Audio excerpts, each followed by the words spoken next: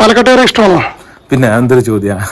കാര്യം ഞാൻ പഠിച്ചു വളർന്നത് 5ാം ക്ലാസ് വരെ പാലക്കാടാണ്. താമസിച്ചത് കൊളയക്കോട്, കല്ലേപ്പുള്ളി, കൊട്ടേക്കാട് അങ്ങനെയുള്ള ഏരിയയിലാണ്. അച്ഛൻ ഇവിടെ കോട്ടമൈതാനത്ത് ജോലി ചെയ്തിരുന്നു. പിന്നെ ആ ഒരു കൂട്ടായ്മ, എന്ത് പ്രശ്നങ്ങൾ വന്നാലും ഒരുമിച്ച് നേരിടാനുള്ള ഒരു പാലക്കാട്ടുകാരുടെ ഒരു അതൊക്കെ എപ്പോഴും മനസ്സിലുണ്ട്. ആ ഒരു സ്നേഹവും എന്നുമുണ്ട്. ഈ സിവിൽ സർവീസ് കിട്ടിയതിനു ശേഷവും പാലക്കാട് എത്തിയോ? എത്തിയിരുന്നു. കാര്യം അച്ഛൻ്റെ റിലേറ്റീവ്സ് ഒക്കെ ഇവിടെ പാലക്കാടുണ്ട്. അപ്പോൾ ആ ഒരു ബന്ധം എന്നും നിലനിൽക്കുന്നുണ്ടായിരുന്നു. സർവീസ് കഴിഞ്ഞിട്ടാണെങ്കിലും പലപ്പോഴും ഇവിടെ വരികയും പിന്നെ അതുപോലെ തന്നെ പല ഉത്സവങ്ങളും കൂടുകയും ഒക്കെ ഉള്ള ആ ഒരു ഇതെന്നും ഉണ്ടായിരുന്നു. പക്ഷേ വീണ്ടും അത് കഴിഞ്ഞ് പല സ്ഥലങ്ങളിലോട്ട് പോയപ്പോൾ വരവ് കുറവായി. സത്യമാണ്.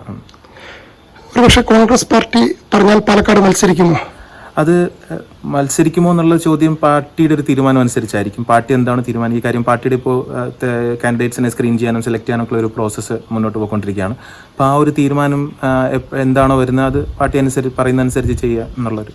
BJPക്ക് ശക്തമായ വേരോട്ടമുള്ള സ്ഥലമാണ് പാലക്കാട് മണ്ഡലം. അതെ അതെ അത് ഞാൻ ഒരു BJP ഭരണം വളരെ അടുത്ത് കണ്ട ഒരു വ്യക്തിയാണ്. ആ ജനങ്ങളെ ബുള്ളി ചെയ്യുന്ന, അതെ ജനങ്ങളെ ഒരു പ്രജകളാക്കി മാറ്റുന്ന, ഞങ്ങൾ പറയും നിങ്ങളത് അനുസരിക്കുക എന്ന് പറയുന്ന ഒരു ഭരണ കൂടത്തിൻ്റെ സംവിധാനത്തിൻ്റെ അതിൽ നിന്നുള്ള ഒരു എതിർപ്പോടുകൂടിയാണ് ഞാൻ രാജിവെക്കുന്നതും സിവിൽ സർവീസിൽ നിന്ന് രാജിവെക്കുന്നതും. പ്രജകളല്ല, നമ്മൾ പൗരന്മാരാണ്.